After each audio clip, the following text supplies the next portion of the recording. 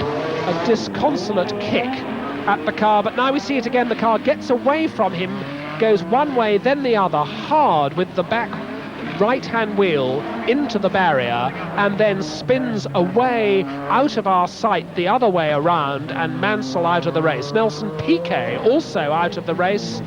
So yet another non-score for the reigning world champion. What a terrible year he's having with the Brabham. He's come to a halt near Rascasse. They're pushing the car out of the way, and so it's McLaren first, it's McLaren second. Once again, we've got a McLaren domination of this race, but while Alain Prost leads comfortably, Niki Lauda's second place is now under a real threat, because Ayrton Senna, the astonishing young Brazilian, has caught right up with Niki Lauda and is battling for second place. Ayrton Senna, who started the race in 13th position on the grid, is now challenging for second. Niki Lauda leads Ayrton Senna through the Casino Square, on down towards Mirabeau. Ayrton Senna looking at the inside, but he's not close enough to do anything about Lauda, and I think he's going to find Niki Lauda a very wily man to pass. The Lowe's hairpin, bottom gear, very slippery. Behind them comes the Ferrari of R.Arnoux. The Williams of K.Rosberg is next, and S.Bellof in the Tyrrell is already up with the Williams. So Bellof is 6th, the Williams is 5th, and this is the battle we're seeing now for second place. Further down, Manfred Winkelhock is 7th in the ATS. Ghinzani going well in the Azella is 8th. Elio De Angelis 9th, despite having to come to a complete halt on the first lap with that Renault accident. Alboreto a lap behind 10th. Lafitte 11th after his pit stop. Patrese is still going at the back of the field. He's 12th. And this is that second place battle. And Ayrton Senna is right up with Niki Lauda now. Past the swimming pool. That's a very, very slippery place indeed. Through the rain, which is still relentlessly blowing off the sea, into Rascasse. And Niki Lauda, implacable, calm, never one to be shaken by pressure. And Ayrton Senna, inexperienced, with it all to prove, but driving the race of his life, challenging the former world champion. The Ferrari, the Williams go through, and here's Senna now attacking, and Senna comes up into Sainte-Devote. He can't get through there, he does. Ayrton Senna goes past Niki Lauda, going into Sainte-Devote. The Tolman is second. Oh, fantastic effort there by the young Brazilian, and Ayrton Senna immediately pulls away from Niki Lauda. The Tolman is second, the McLarens are split. Niki Lauda is pushed down into third place. Casino Square, a twitch there from Senna. That shows how hard he's working. He's absolutely on the limit. We see it again, and he gets on the inside of the McLaren at the entrance to Sainte-Devote, and Niki Lauda decides to let him go. Very sensibly, Lauda now believes that he can let the pressure go, and he's going to sit behind and wait to see what happens to Senna, and no doubt he's hoping that Senna's enthusiasm will take him off the road.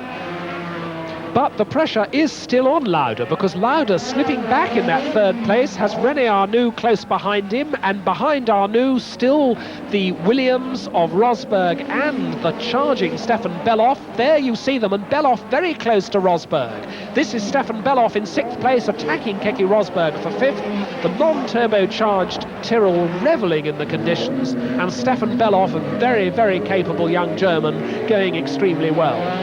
Arnoux, Rosberg, Bellof out of the Gasworks hairpin and away over the start-finish line to start their 18th lap. And still these conditions getting no better, still great tracts of water lying on the circuit, and the visibility problems intense for the drivers. Bellof tucked into the ball of spray behind Rosberg as they go up the hill. Rosberg, like Lauda, another very wily man. It's going to be difficult for Bellof to find a way past him. Lauda in the Casino Square. Arnoux follows him. There are the battling Williams and Tyrrell of Rosberg and Bellof. Away down the hill goes Niki Lauda. So we've got Lauda, Arnoux, Rosberg and Bellof, third, fourth, fifth and sixth, very close, and Bellof challenges going into the lows. Rosberg isn't having any of that. Shuts the door smartly in his face. Oh, and a twitch there for Bellof, who tramps his right foot down on the throttle, puts the power of the Cosworth through the back wheels a bit quick, but his reactions are of the best. A lot of experience from sports car racing in big Porsches in all sorts of conditions for Stefan Bellof, and he is already very experienced in Formula 2 and sports car racing, even though this is his first Grand Prix season. Into the chicane. Bellof has in fact slipped back a little bit. Through the Merc come the Ferrari, the Williams and the Tyrrell. These huge balls of spray, the hardy spectators sticking with it under their umbrellas, under their sheets of polythene. Lauda ahead of R.Arnoux, but slowing just briefly there because he's now got to find a way past 22, the green Alfa Romeo of Riccardo Patrese, who's still at the back of the field.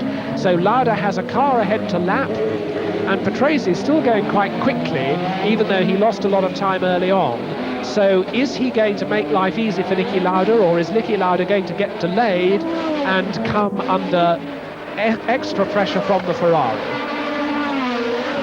Bellof going through in 6th place at the tail of that little group, and Bellof at sound of vote, you see his hands working on the wheel there. One of the nice things about the Tyrrell cockpit is in these days where we see so little of the drivers at work, you can actually see Stefan Bellof working away there at the steering and the gear change. Another twitch from Bellof. He's really hurling the car around. Blue flag there for Patrese, who keeps out of the way. Lauda goes through.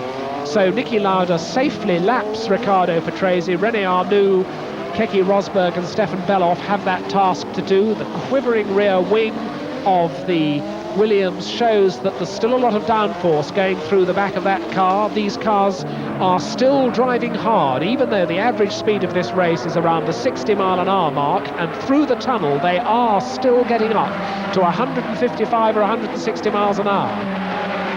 Patrese keeping out of the way there of Arnoux, and they burst out of the tunnel onto the waterfront, and Bellof is close, Bellof is challenging, Bellof is through. Stefan Bellof passes K.Rosberg just when Rosberg was wondering what to do about lapping the Alfa Romeo. Bellof went through. They're both of them, Bellof and Rosberg, still behind the Alfa Romeo, but Bellof saw his chance coming out of the tunnel under braking for the chicane. They come down from 165 miles an hour in the dry to about 90, but I would think in these conditions they're having to slow down a lot more, and Bellof just found a way past Rosberg. I don't think Rosberg was expecting that at all, and Bellof now looking for a way past the Alfa Romeo. Blue flags once more for Patrese, and Stefan Bellof has come into 5th place. There is Bellof up with the Alfa. Does he get through? No, he doesn't. Patrese doesn't let Stefan Bellof through. It may be that Patrese thinks the Tyrrell is down at his end of the race and doesn't realise that Bellof is up there in the championship points in 5th place, and indeed closing on the 4th placed Ferrari of R.Arnoux. Into the casino square once more, through the puddles. Bellof still stuck behind Patrese. Patrese getting the blue flag once more over that slippery zebra crossing. And that's Arnoux down the hill. Now Patrese keeps out of Bellof's way, and Bellof goes through at Mirabeau. And Rosberg seems to have given up hope of staying with the black Tyrrell. A little bit of understeer once more, the front wheels washing away on that Tyrrell, but Bellof is equal to the situation. A slide into Portière, and into the tunnel goes Bellof. Patrese follows him, and 6th man, K.Rosberg, is out of touch with the Tyrrell.